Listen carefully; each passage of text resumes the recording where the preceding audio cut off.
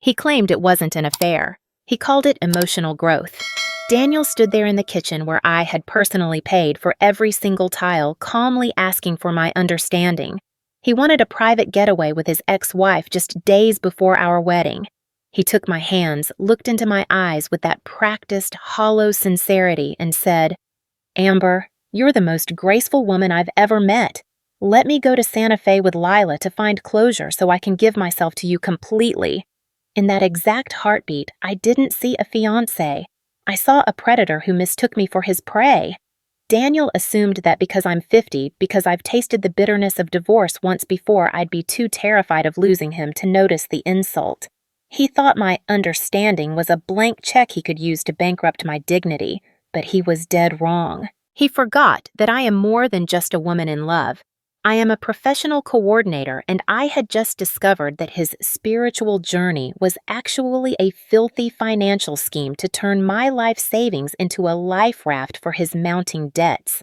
I didn't slap him. I didn't scream. I simply smiled and whispered, "Fine, go." But listen closely. Do not look away.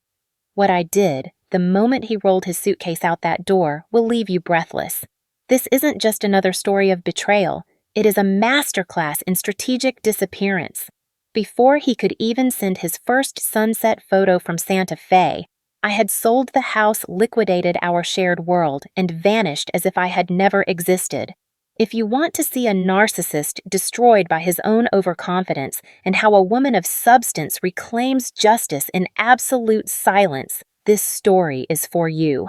The moment Daniel returns to an empty house and a collapsed future is the most satisfying payoff you will ever hear. My name is Amber, and at 39 years old, I have finally mastered the art of building a life on my own terms. After a bruising divorce in my late 20s, I spent a decade working as a special education coordinator, a profession that demands an ironclad patience and a hawk-like ability to read the subtle shifts in a child's behavior. That career didn't just provide me with a paycheck.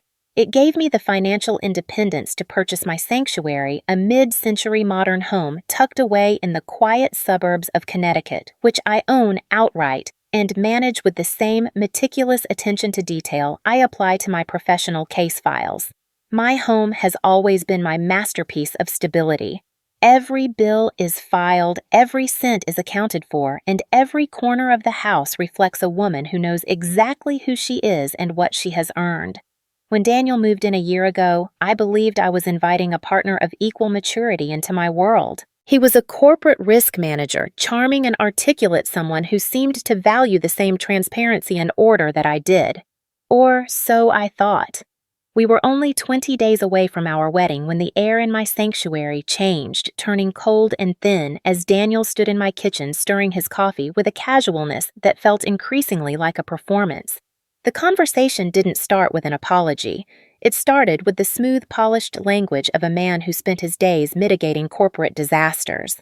Daniel leaned against the granite counter, his eyes reflecting a practiced sincerity. He began talking about emotional growth and the importance of entering a marriage without baggage. He used words like closure and healing as if he were reading from a therapy manual. Then he dropped the request that made my heart skip a beat before turning to stone. He wanted to spend a week in Santa Fe with his ex-wife, Lila. He framed it as a necessary ritual, a final goodbye to their shared history so that he could be fully present for our future. I didn't interrupt. I let the silence stretch, watching him carefully. In my line of work, the most important information is often hidden in the pauses. Daniel mistook my quietness for hesitation, or perhaps for the submissiveness he expected from a woman who had finally found love again in her late 30s. He told me that he knew I was too evolved, too graceful to be threatened by such a thing. It was a classic trap. He was positioning me so that any objection I made would label me as small-minded or insecure. As he talked, I noticed the way he checked his reflection in the window, his overconfidence radiating from him like a physical heat. He truly believed that his charm could bypass my logic. But while he spoke of Santa Fe sunsets and healing conversations, my mind was already pulling up the files of the last few months. In the light of his absurd request, the small irritations of our engagement began to take on a sinister shape. I remembered the blue light of his phone illuminating the bedroom at 2 a.m., the notifications from Lila that he dismissed as administrative drama. I thought about his recent persistent suggestions that we refinance my home to consolidate our debts and invest in our collective future. He had spoken so passionately about merging our lives, but I realized now that he was really talking about merging his liabilities with my assets. The most painful realization, however, was the way he described me to our friends. He never called me his soulmate or the love of his life. He called me his most stable partner. At the time, I took it as a compliment to my strength. Now I saw it for what it was, a job description.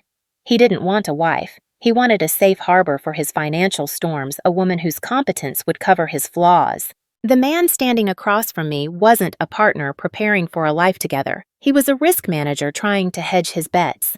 My perspective shifted violently. I was no longer a woman listening to her fiancé. I was a strategist assessing a threat. Daniel reached out to take my hand, his palm warm and steady, convinced he had won the argument before it had even begun. He smiled that perfectly curated smile that had once made me feel so seen and asked if I understood why this was so important for him. I looked at the 3-carat diamond on my left hand, a ring he had insisted on, but that I had seen a suspicious credit card statement for months ago, and I felt a strange, cold clarity wash over me. I wasn't going to fight him. I wasn't going to beg him to stay or point out the blatant disrespect of his request. I was going to give him exactly what he wanted. He thought he was asking for my permission to find closure. He didn't realize he had just given me permission to find the truth. After Daniel left for the office that morning, whistling a tune as if he hadn't just shattered the sanctity of our engagement, the silence of my home felt different. It felt like a crime scene waiting for an investigator. I sat at my mahogany desk, the one I had polished until it shone like a mirror, and opened my laptop. My professional training as a special education coordinator had taught me that when a child's behavior suddenly shifts, you don't look at the outburst, you look at the environment that triggered it. Daniel was a corporate risk manager, a man who lived and breathed the mitigation of loss, yet he was suddenly willing to risk our entire future for a week in Santa Fe, with a woman he claimed was a ghost of his past. It didn't add up.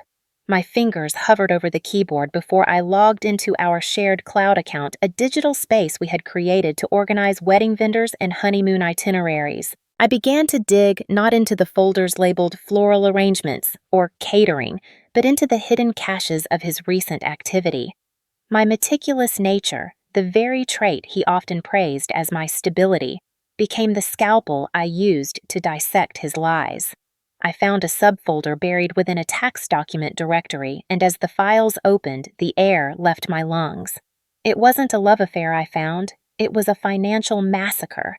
There were hundreds of emails between Daniel and Lila stretching back over 2 years, but they weren't filled with longing or nostalgia. They were filled with panic legal jargon and threats. Years ago, Daniel had co-signed a series of high-risk offshore investments for Lila, a move that was not only reckless, but according to the audit notices, I saw potentially illegal within the framework of his firm's ethics policy.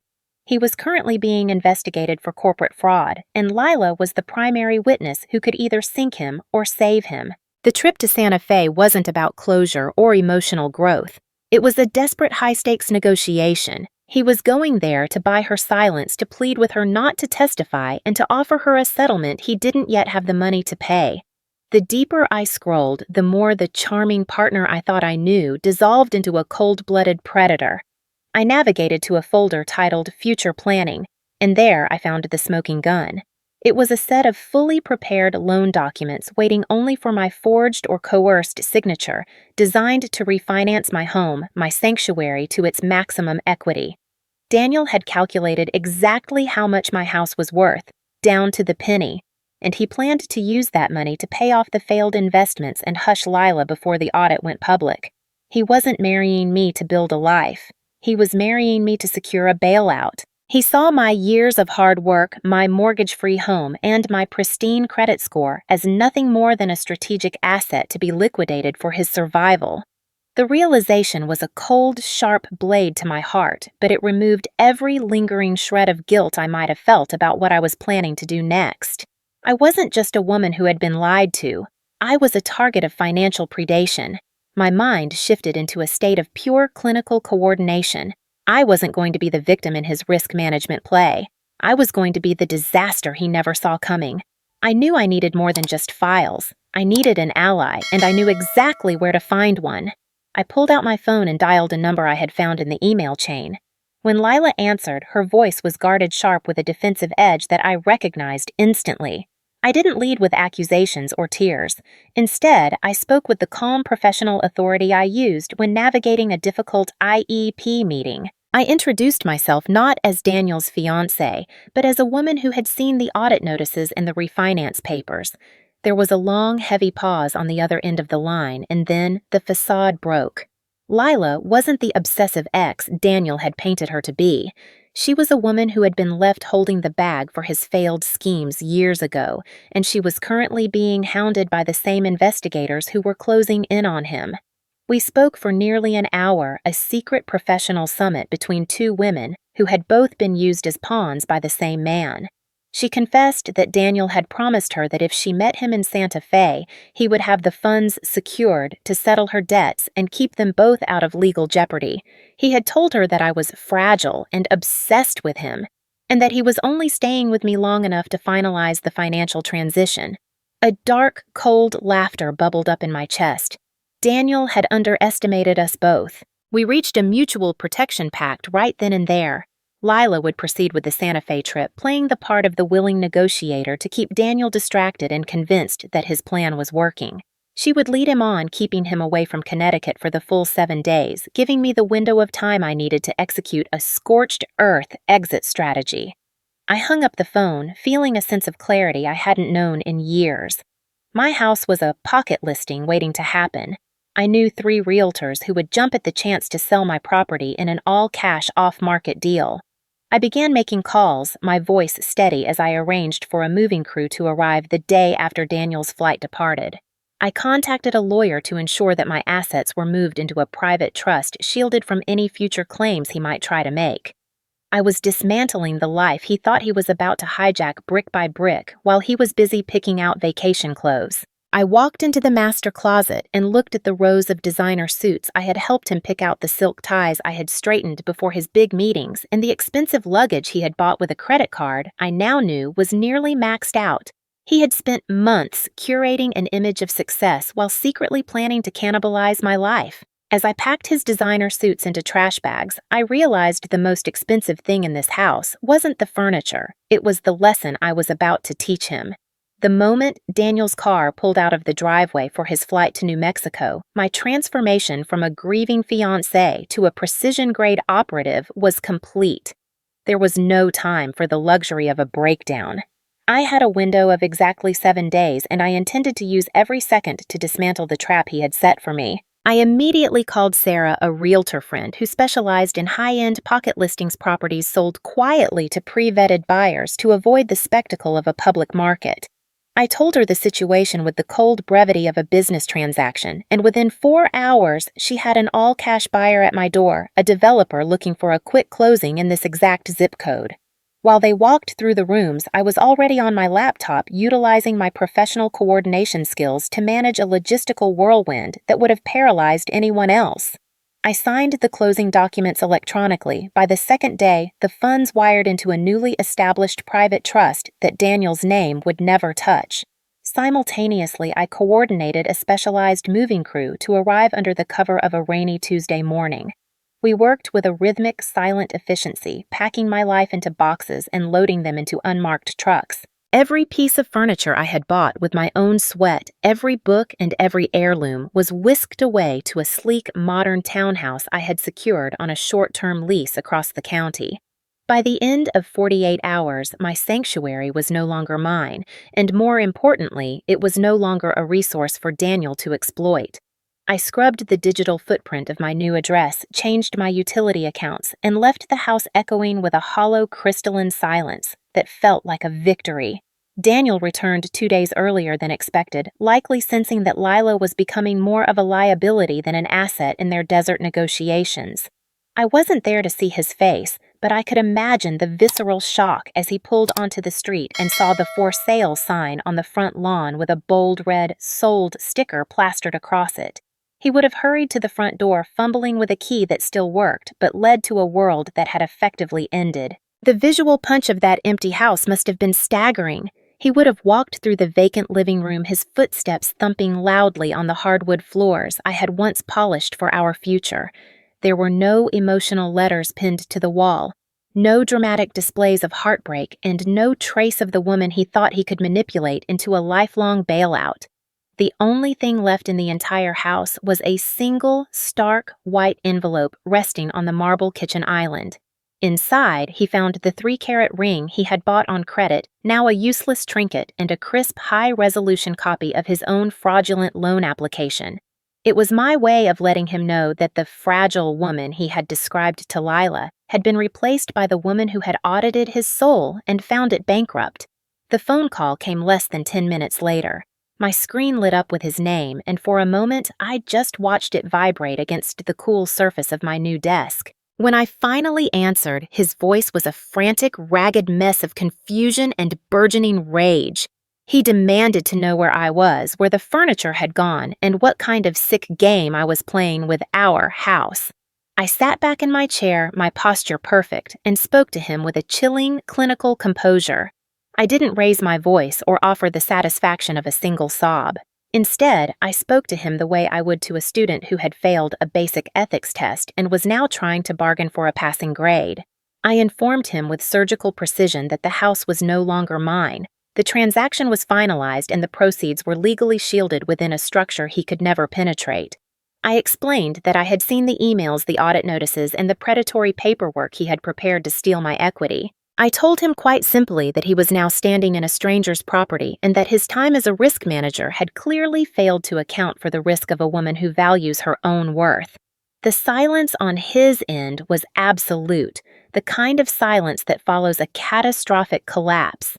He tried to pivot back to his therapy speak, stammering about how he did it all for us, trying to guilt me into a conversation about how much his heart was breaking. He sounded small, desperate, and remarkably transparent. He had spent so long convinced that my stability was a form of weakness he could harvest, and now that the harvest was gone, he had nothing left to offer. He asked me if I understood how much I had hurt him. I told him I finally understood everything, especially the price of my silence. In the weeks that followed my disappearance, I watched from a safe digital distance as the dominoes of Daniel's life began to fall with a rhythmic, devastating precision. It was a strange sensation to realize that I hadn't actually pulled the trigger on his downfall. I had simply stopped being the person who deflected the bullets. Without the promise of my home equity to act as a collateral safety net, Daniel's carefully constructed house of cards stood no chance against the cold scrutiny of a corporate audit. The discrepancies in his accounts, which he had intended to fix with the money he planned to steal from me, were laid bare within days of his return from Santa Fe. His firm, a prestigious group that prided itself on the integrity of its risk management department, wasted no time. He was placed on immediate administrative leave while a formal investigation into his ethical violations began. The man who had once walked through high-stakes meetings with the effortless grace of a shark was now the subject of whispered jokes in the break room. His professional title, the very thing that fed his monstrous ego, became a punchline among his peers. They saw him for what he truly was, a risk manager who had become the ultimate liability. I felt no joy in his failure, only a profound sense of relief that I was no longer the one tasked with holding his crumbling world together. I had spent so much energy being his shield that I had forgotten what it felt like to let the rain fall where it was meant to land. The second domino fell in the form of a phone call from his mother, Evelyn. She had always been a woman who viewed her son through a lens of perfect, unassailable virtue, and she wasted no time playing the family card. Her voice was trembling with a rehearsed fragility as she begged me to help him through this rough patch and reconsider the sale of the house. She spoke of the wedding we had planned and the years we had invested trying to guilt me into becoming Daniel's savior one last time. She kept using the word understanding, the same word Daniel had used like a weapon in my kitchen. She told me that a good woman understands that men make mistakes and that it was my duty to stand by him when the world turned its back. I listened to her for a long time, hearing the echoes of every woman who had ever been told that her worth was measured by how much of a man's mess she could clean up. When I finally spoke, my voice was as firm and clear as a mountain stream. I told her politely but immovably that understanding a person's behavior does not mean enabling their destruction. I explained that I understood Daniel's choices perfectly, which was exactly why I would never be his safety net again. Setting that boundary felt like a reclamation of my soul. I wasn't just rejecting Daniel. I was rejecting the entire cultural expectation that I should sacrifice my retirement and my peace for a man who didn't even respect the floor I walked on. The final and perhaps most crushing domino was the revelation of his solitude. Lila, true to our pact, did not provide the closure or the financial cooperation Daniel had been banking on. In fact, once she was safely back from New Mexico and had secured her own legal counsel, she cut all ties with him. But before she did, she sent him one final message making sure he knew exactly how he had been outmaneuvered. She told him that she was the one who had alerted me to his financial schemes and that she had found more common ground with me in a 1-hour phone call than she ever had with him in years of toxic back and forth. The image of Daniel realizing that the two women he had tried to play against each other were actually the ones who had dismantled his future gave me a grim sense of justice. He was left in a cramped, characterless motel room near the highway, his designer luggage sitting on a stained carpet, staring at a phone that no longer buzzed with my supportive texts or Lila's desperate pleas. He was a man who lived for the reflection of himself in the eyes of others, but now, with no one left to manipulate that reflection, was gone. Without a woman's stability to anchor him, he had no identity, no direction, and no path forward. He had tried to treat my life like an investment he could liquidate, never realizing that the investment was the only thing keeping him solvent. The man who specialized in managing risk had failed to realize that I was the only asset he couldn't afford to lose. 4 months had passed since I had last heard Daniel's voice, and in that time I had rebuilt my world into something quiet, sturdy, and entirely my own. I was sitting on my small balcony watching the early autumn leaves begin their descent when the familiar heavy thud of a luxury car door echoed from the street below. I didn't have to look to know who it was. The knock at my door was hesitant, lacking the arrogant rhythm it once possessed. When I opened it, I found a version of Daniel that I almost didn't recognize. Gone was the polished corporate predator in the custom-tailored suit. In his place stood a man who looked weary, his eyes shadowed and his clothes slightly rumpled as if he had been living out of a suitcase for weeks. He didn't try to push his way in. He stood on the threshold, his shoulders slumped and launched into a new tactic vulnerability.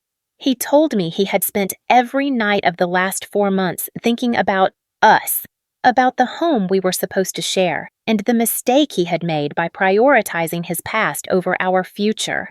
He spoke with a soft, cracking voice about how much he missed the stability I brought to his life, and how he finally realized that I was the only thing that ever mattered. It was a masterful performance, a desperate attempt to tap into the empathy he thought was still my greatest weakness. But as he spoke, I didn't see a man in love. I saw a man whose legal fees were mounting and whose bankruptcy was imminent.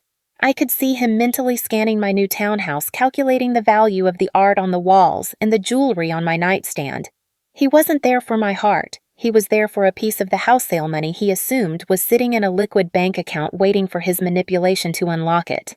I let him finish his rehearsed plea, watching the way he paused for dramatic effect, waiting for me to melt or invite him in for a conversation about reconciliation.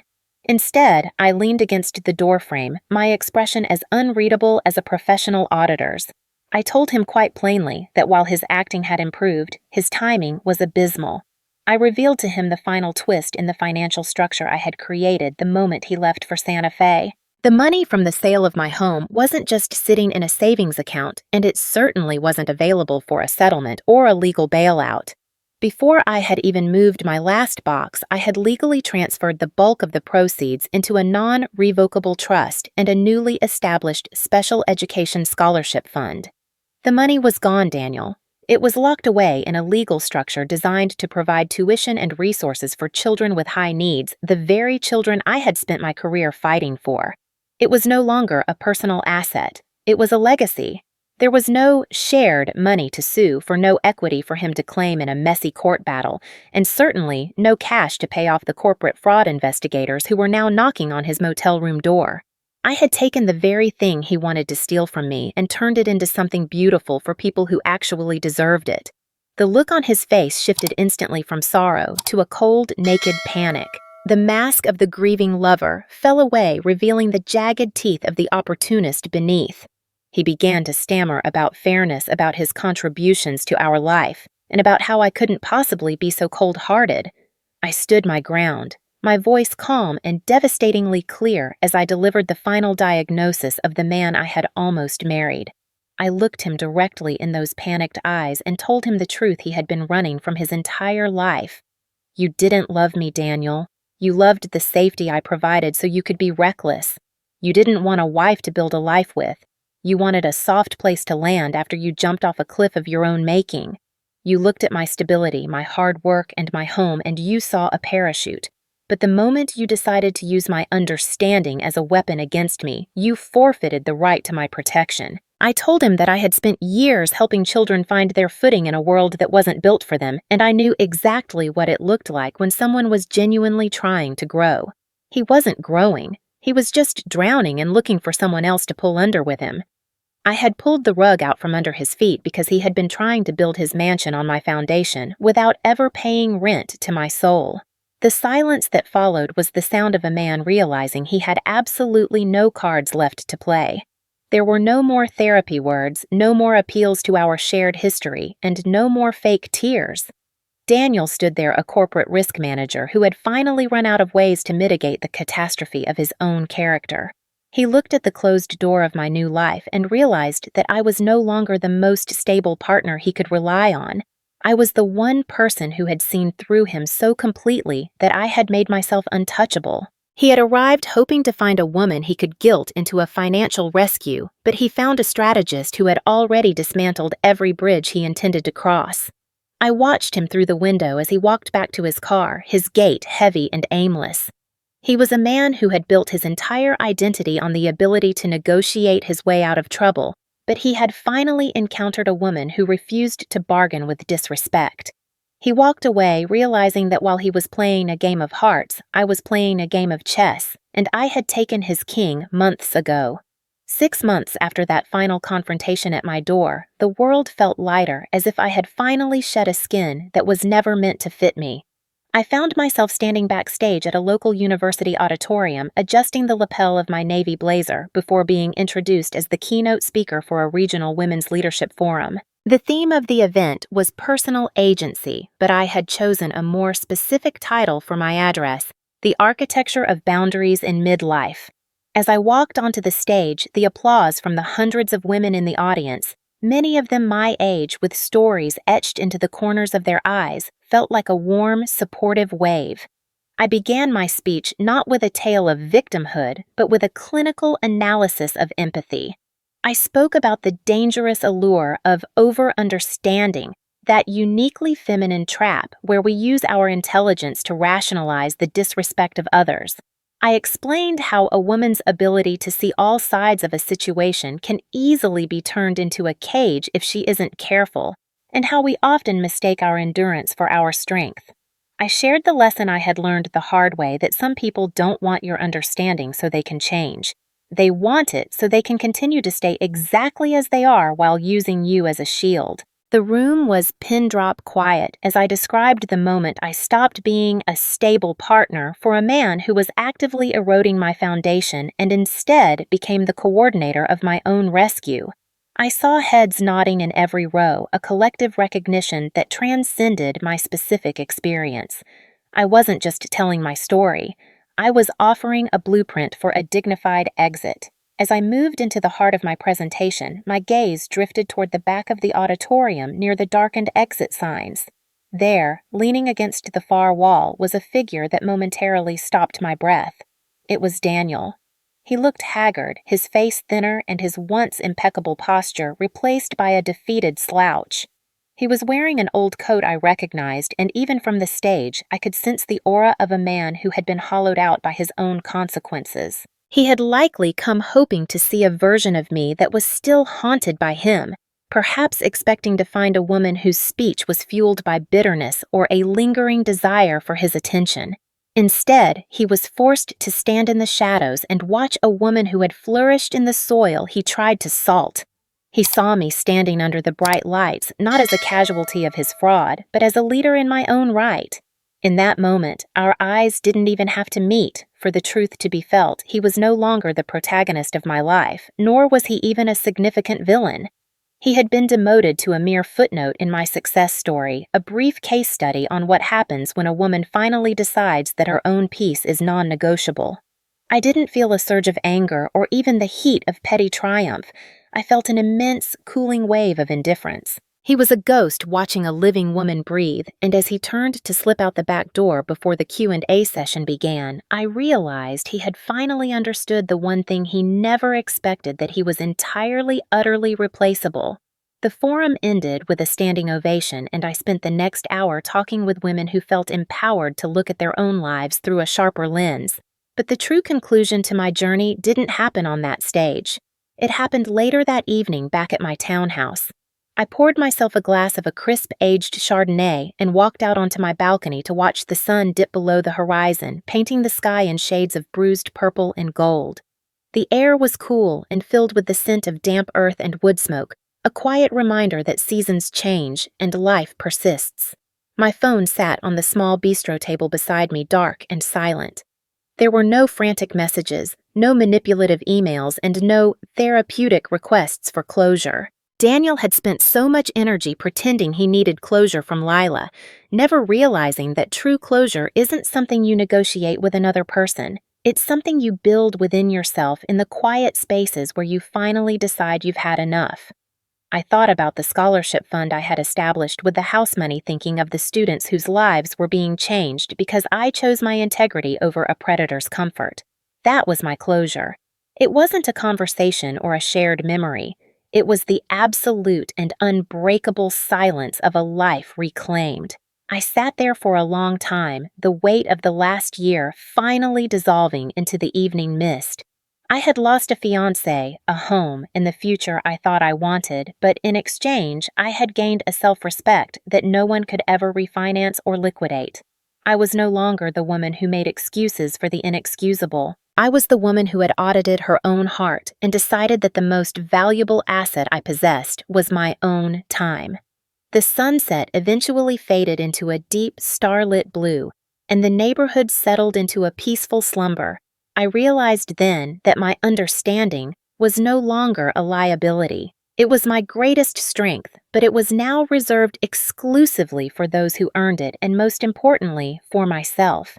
I took a final sip of wine and turned toward my warm, well-lit home, leaving the shadows of the past exactly where they belonged, outside my door. He asked me to be the woman who understood everything. I finally did. And that understanding is exactly why I'll never see him again.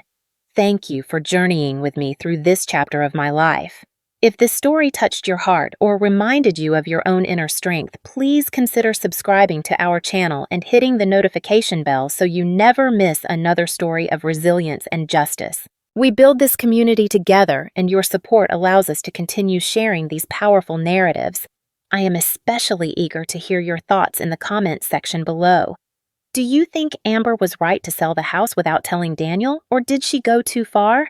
Many of you have shared similar experiences of being asked to understand the inexcusable, and your bravery in the comments helps so many others realize they are not alone. Perhaps you have a story of your own about a strategic exit or a moment where you finally set a boundary that changed everything. Let's start a conversation about what it truly means to reclaim your dignity in midlife. Your insights, your debates, and your personal victories are the heartbeat of this channel, and I read every single one of them. Whether you are cheering for Amber's new beginning or reflecting on the lessons Daniel learned the hard way, your voice matters here. Thank you for watching, for engaging, and for being part of a community that values truth and self-respect above all else. I will see you in the comments and in our next story. Remember, your peace is a priority, not an option. Keep standing strong and keep sharing your light.